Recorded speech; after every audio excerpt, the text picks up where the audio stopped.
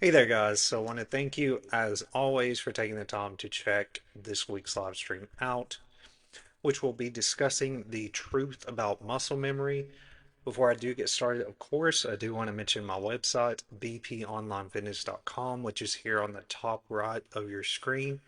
And I do want to mention, of course, that there's a ton of information, free information on there as it relates to different topics in fitness and nutrition, as well as signing up for my email newsletter. You can do that there. You can also check out the free fitness blog that I have on there.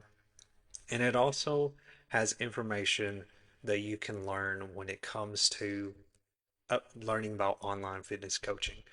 There is also a new section that I've added to the website where you can actually view videos of previous live streams. It's still kind of under construction because I want to get it to where I can archive as many on there as I can, but it does only show the last set of videos, so it's only 3 videos on there. But when you go to my website, there's actually another. If you click on of course, the 3 dashes in the right hand side, there's a section that says videos, and I've made that to where you can watch some of the latest live streams there. It's still something that I'm working on, sort of integrating a little bit more as far as having videos directly on my website. But definitely check that out. Of course, as always, these videos and live streams are uploaded directly to YouTube to archive, so you can check them all out there as well. And keep in mind that Facebook has it to where the live streams that I record only stay on Facebook, like in the group for 30 days. So definitely check out any of the other ones on YouTube if you haven't. So with all that being said, guys, I know I kind of went off on a tangent there. With all that being said, let's go ahead and talk about today's topic, which is the truth about muscle memory.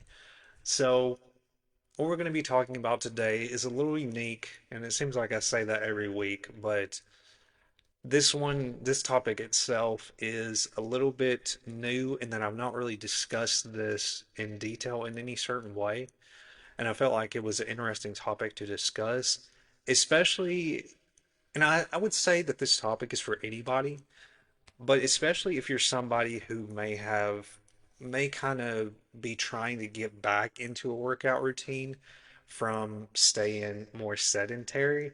I think this is really geared towards you. If you're somebody who's trying to get back into weightlifting and strength training, that's sort of what this particular topic is geared towards as far as the audience, but this can still relate to anybody because I think a lot of times all of us kind of go through different phases in our routines. So I think this is still relevant to anybody. But I just want to mention that in advance that we're going to be discussing a topic where we're talking about, getting back into a routine, whether your muscles actually sort of retain that memory of the workouts that you've done previously. So that's kind of what we're going to be talking about today. So let's go ahead and get started here. So, introduction here, it's not just a mental recall of movements when it comes to muscle memory, but a cellular adaptation where muscles retain myonuclei even after a break from training. These myonuclei store the blueprints of past muscle growth, enabling fast regains of size and strength upon returning to exercise. Again, keep in mind that the key point we're talking about here is whether you can regain muscle as quickly as you can when you've had time off of training. Can you regain that muscle quickly even if you've taken time off? And that's what we're discussing here. So, key takeaways is that muscle memory is built through consistent training and adaptation. So, as you're consistently building a workout routine and that you're building, sort of establishing that routine, your muscles are going to, of course, adapt to the stimulus that you give them. So this is going to provide a faster path back to fitness after detraining or time off. Myonuclei, the control centers in the muscle fibers, persist, supporting quicker muscle growth. So keep that in mind. So again, the myonuclei, I know this is a kind of a big term here, but that means that these are kind of the cells in the muscle fiber. This is, how your muscle fibers grow, in other words, and that's what this term means when we're talking about that. So just keep that in mind. So again, what are myonuclei? And like I mentioned with any live stream or anything I've discussed when I talk about some of these topics, because I know there's a lot of detail when it comes to a lot of these topics, and I want to dissect them. So I am going to, of course, explain what this means. So don't, feel like this is an overwhelming sort of word here. I am going to explain exactly what it means. So, myonuclei are control centers within muscle fibers that regulate growth and repair. So, when you engage in resistance training, your muscle fibers add more myonuclei to support increased muscle protein synthesis. Again, muscle protein synthesis is established based on, of course, your nutrients as well. Like I mentioned, when it comes to consuming protein, when you consume enough protein in your diet, that helps with the muscle protein synthesis process. It maximizes it because you're giving the muscles the nutrients they need in order to grow. So, like I've mentioned with diet, nutrition, all of that makes a significant impact whether you're going to see growth in, your muscles when you're training. So, of course, this supports that protein synthesis as well as cellular activity. So even after detraining, again, keep in mind that detraining is it's defined in a way as stopping workouts, but you can also define detraining as well as sort of slowing down in your routine. It can kind of be described as that as well. So when you're detraining, myonuclei remain in the muscle fibers for extended periods. Go back there. So again, keep in mind that your muscle kind of retains that memory. Again, just kind of keep that in mind. Again, going back to what myonuclei means, that's the control centers within the muscle fibers. That's what that means in itself.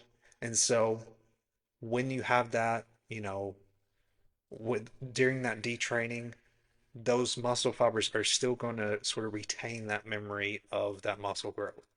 So these retained myonuclei act as a memory bank, in other words, allowing for faster regrowth and strength return when training resumes. So studies have shown that myonuclei does not disappear with atrophy. So atrophy is basically when you lose muscle mass. So you've heard of hypertrophy, which is muscle gain. Atrophy is basically muscle loss, in other words. So this enables previously trained individuals to rebuild muscle faster than untrained individuals.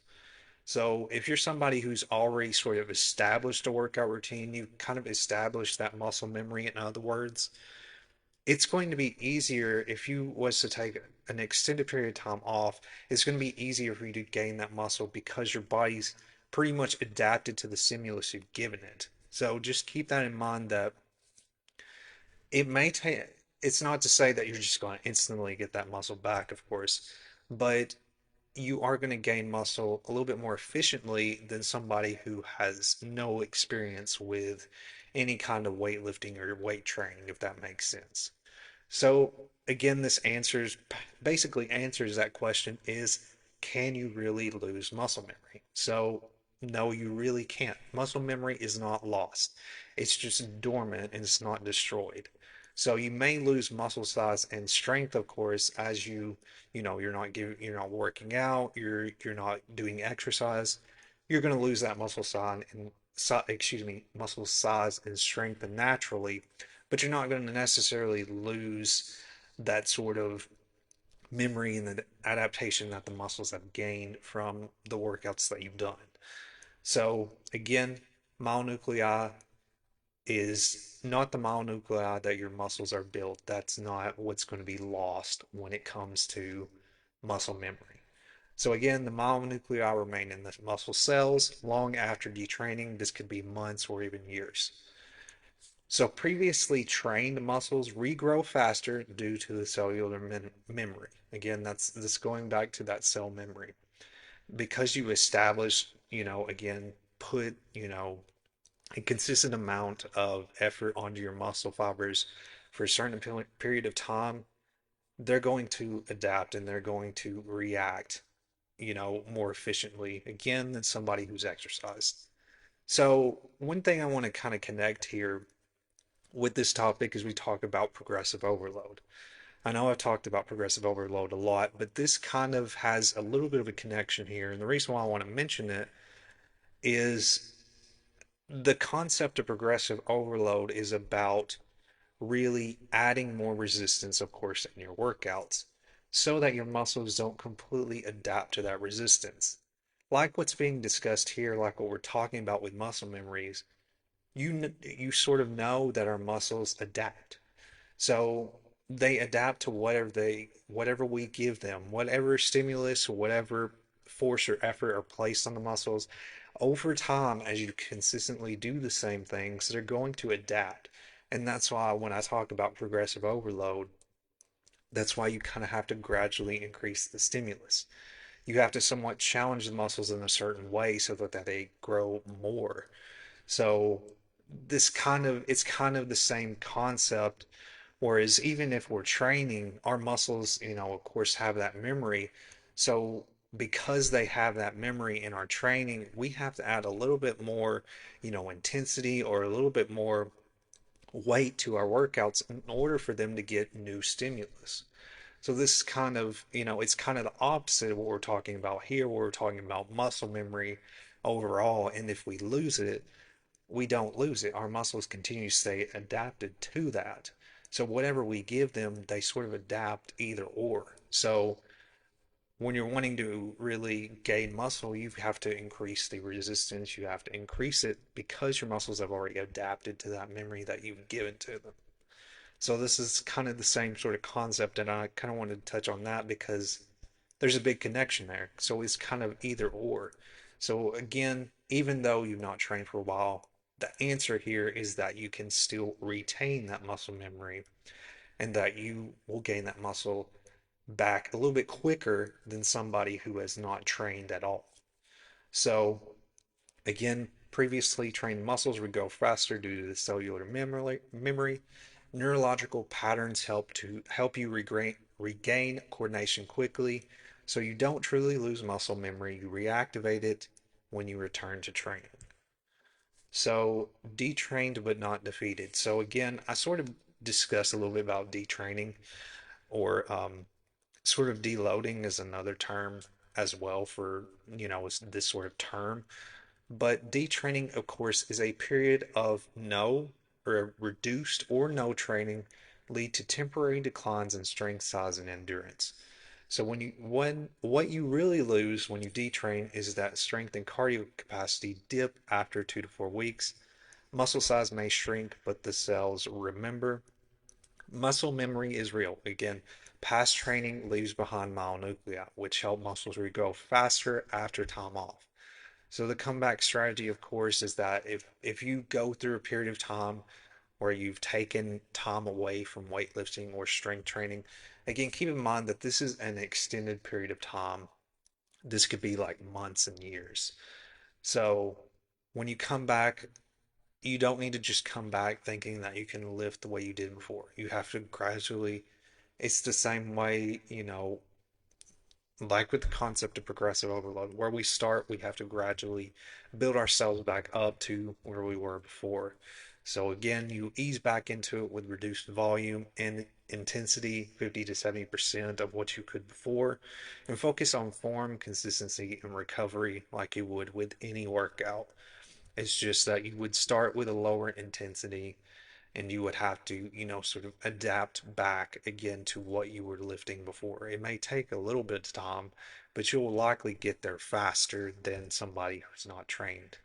So, how to train smart after time off? Again, this goes back to the concept of starting light, not lazy. Use 60 to 70% of the previous weights that you would lift before. So you're going to significantly lift less than you would have before.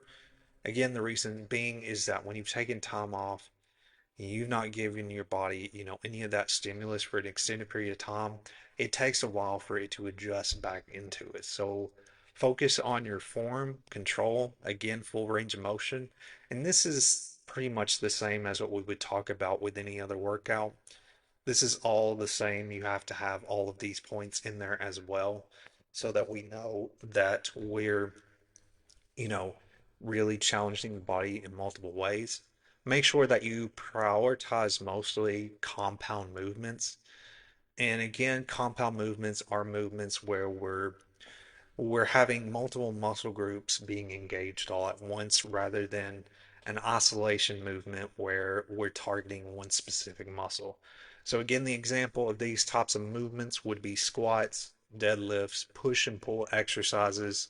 Again, this reawakens movement patterns and neuromuscular coordination in those particular muscles when we're doing these exercises. So continuing on here, easing back into volume, begin with 2 to 3 sets per exercise. Increase sets and reps or load gradually over 2 to 3 weeks. So you're still going to integrate the concept of progressive overload the same way. So not much is really going to change when you get back into a routine after you've had time off. You're just going to, have to have your body really get more acclimated into the weight. It's just something that you just have to progress. It's the same concept when we're talking about progressive overload. It's just you're starting with a lower intensity and then you're trying to get yourself back up to roughly where you were before. So it's pretty much the same concept either way, when it comes to the aspect of trying to gain muscle, in other words. So genetic potential for muscle memory. So everyone has muscle memory, but responses vary. So all individuals retain myonuclei before training, supporting a more faster regrowth. But the rate of adaptation varies based on genetic factors. This is another thing to keep in mind is that depending on who you are, depending on your age, we all have different sort of, different types of ways that we recover to specific things depending on who we are. So keep in mind that genetic factors can make a difference depending on how fast or how, slow that you may get to where you were before. So genetic influences, genetic influence your ceiling, not your start. So genes affect muscle shape, growth, size, and capacity, but training still builds strength, of course, for everyone. So lifestyle inconsistency often outweigh genetic advantages. So keep that in mind. So previous training still gives you the edge. So no matter, again, keep this in mind as a positive note. Genetics can play a role in a lot of different aspects with gaining muscle. However, that even if you have average genetics, you're still going to be able to bounce back faster if you've already went through training. If you've already went through weight training, strength training, anything of that nature, you're going to bounce back faster no matter if somebody may have a higher genetic sort of makeup as you, you're still going to get back faster because you have that experience. So don't, again, and I know a lot of people always blame genetics when it comes to a lot of, especially gaining muscle, but it's not the case. I've seen a lot of guys that have like been, I mean, really skinny, and even guys that have been overweight who have completely like transformed themselves. I mean, completely just by, exercising and building discipline and consistency. So, yes, I do, really consider that genetics may have an influence on how you get results in a lot of ways when it comes to overall muscle gain. But keep in mind that you, if you're putting in effort and you're doing what needs to be done when it comes to, weightlifting, when it comes to your nutrition, as well as your recovery and your habits, you're going to get the results. Now, it may not be as fast as somebody else. For me, it seems like that it's taken me, you know, I mean, where I'm at now, it seemed like it took me a while to get here because, I would see other guys and sometimes I would compare my journey to them. But really, it's not taking me that much longer than them because I likely don't even know how quickly they got to where they're at. It may have taken them just as long as me. So there's a lot of gray area when it comes to how fast somebody can get the results and whether, genetics is preventing one person over the other.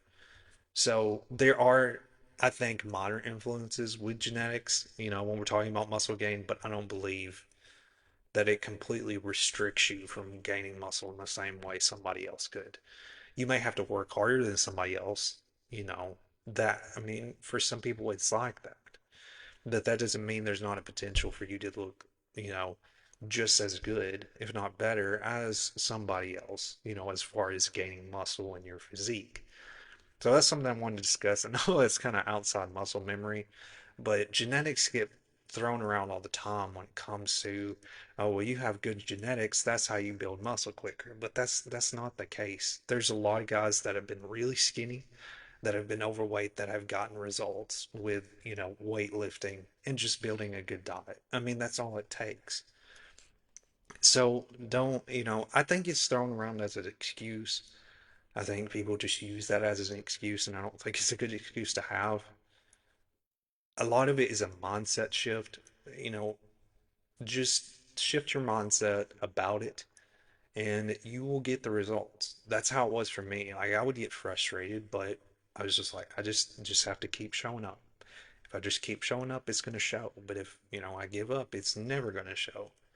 So I know I'm kind of going off there, but because we're talking about genetics, is something I wanted to mention. So again, previous training still gives you an edge. Even with average genetics, trained muscles bounce back faster. So long-term lifters are going to retain structural adaptations, making progress more efficient. So athlete comebacks, what we can learn from pros. So comebacks prove the power of muscle memory. Many elite athletes regain muscle strength and performance faster than expected. Their bodies retain neuromuscular patterns and myonuclei from years of training. So these are real world examples. I got it all mixed up. Michael Jordan returned to peak athleticism after over a year away. Serena Williams regained elite form post pregnancy and hiatus. Arnold Schwarzenegger rebuilt his physique in later years due to retained muscle foundations. So, even like with these individuals that have taken time off, they still got back into the shape that they were before. So, comebacks require smart strategy, not just willpower. Again, this goes back to the progressive overload aspect. Gradual load increases. Structured periodization, again, periodization, for you guys who are not familiar with that, is basically going through phases in your exercises, in your workouts. Periodization is about doing a specific set of exercises for about 4 to 5 weeks. It could be less, it could be more, depending on how you want to phase your workouts. And you're doing a certain set for that set of weeks. So you would do a specific set of workouts in a set time for 4 weeks, and then you would alternate those workouts into another set of workouts for the next 4 weeks. So it's basically just phasing out your workout routine so that you're giving your body new exercises and new movement patterns to adjust to. So recovery also is an important focus and is essential, of course, for the muscle repair and the muscle growth process. So again, success comes from honoring the body's history while pacing its return. So again, you don't need to jump into it right away like you would before because your body's not, it's taking so much time off. You have to build that back up. So keep that in mind that start, with low intensity, gradual intensity, and get back to where you were before. So mental gains and how confidence grows with experience. So progress builds more than muscle. Every rep, set, and session trains your discipline, resilience, and mental toughness. Facing challenges in the gym builds confidence outside of it. So if you experience silence, self-doubt, the more you train, the more your trust you trust your ability to overcome fatigue, resistance, and setbacks. So you've done hard things before. Again, it can be difficult trying to get back into a routine after you've taken so much time off. But in the same way, like when you first started, your workout routine, how scary it was, it's the same concept here. It's about giving yourself some grace and, really just reminding yourself of how far you've come before and that you can get back to that point. So believe that you can do them again. Muscle memory again applies to your mind too. So just like muscles remember patterns, your mind remembers victories. Past wins fuel your mindset and new challenges, comebacks, and plateaus.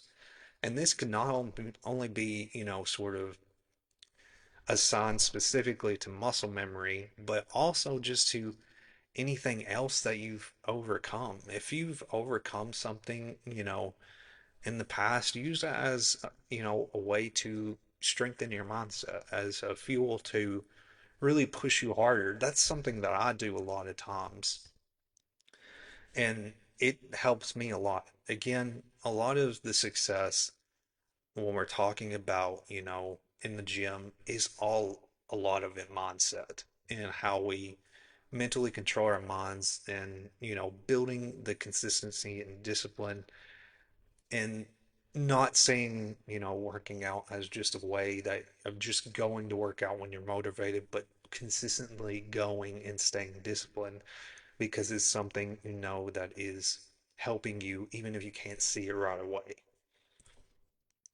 So, thank you guys once again. I know that this was kind of a big topic where we talked about some specific terms like with myonuclei. Again, myonuclei is just that powerhouse in the muscle fibers. Just keep that in mind. Again, take some time to watch this again if you're unsure of anything. If you have any questions, feel free to let me know. You can leave a comment as well. And if there's anything that you guys, want to learn more about, feel free to let me know. If there's a topic that you would like me to discuss maybe in the future, I would love to do something like that as well. But I'm really wanting to dive deep into some of these topics, really go over these topics in detail, while also having them be understandable and not just going over everybody's head. That's not what I want to do. I want to make this stuff digestible and understandable. So if anything is confusing, feel free to let me know. Um, and I'll be sure to really clarify things next time. But I try my hardest to make sure I'm not going overboard because I know, especially when you're passionate about something, you do kind of get to a point of, okay, I need to slow down. I don't need to talk so much about it, so that other people can understand what I'm trying to talk about. So that's why I really try to focus as much on that. And sometimes I can get carried away every now and then, but feel free to let me know if there's any feedback that you have there. But I've got my contact information here on screen. I do again mention my website here, bponlinefitness.com. You guys pretty much know the whole thing about my website, but if you have any questions about it, feel free to let me know. Again, guys, I will have another live stream next Wednesday at 12 p.m. Central Standard Time.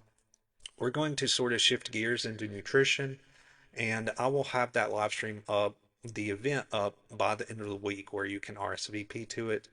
But again, guys, thank you for taking the time to check this out. I enjoy talking about these topics, and I'm really looking forward to another one next week. So I will see you guys next Wednesday at 12 p.m. Central Standard Time in the next live stream. So thank